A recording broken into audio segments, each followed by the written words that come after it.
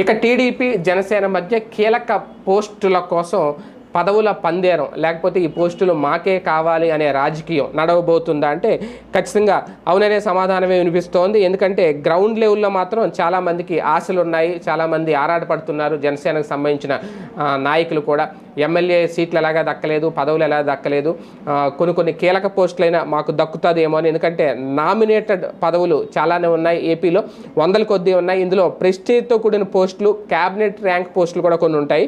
ఇప్పుడు వీటి మీద రెండు పార్టీల కన్ను కూడా పడింది. ముందు ఎవరైతే కుర్చీ మీద కచీఫ్ వేస్తారో వాళ్ళకి సహజంగానే ఛాన్స్ దక్కుతుంది అనేది వాళ్ళ హడావుడి చూస్తే అర్థమవుతుంది. అలాగే ఇప్పుడు అది అటు తమ్ముళ్ళు ఇటు జన సైనికులు ఇద్దరు కూడా బడా కుర్చీల మీద టార్గెట్ పెడుతున్నారు.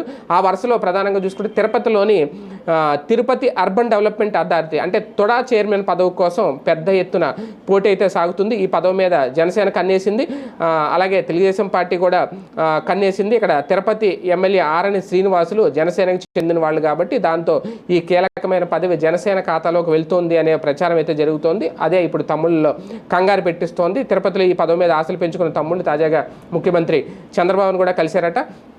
ఈ పదవి విషయంలో ఎట్టి పరిస్థితుల్లో తమకే రావాలి, జారనివ్వద్దు పదవిని అనేది. ఎందుకంటే ఇప్పటికే ఆ రెండు పార్టీలకు చెందిన నాయకులు కూడా పోటీ పడుతున్నారు. ఒక చిన్న సైజు వారైతే జరుగుతోంది.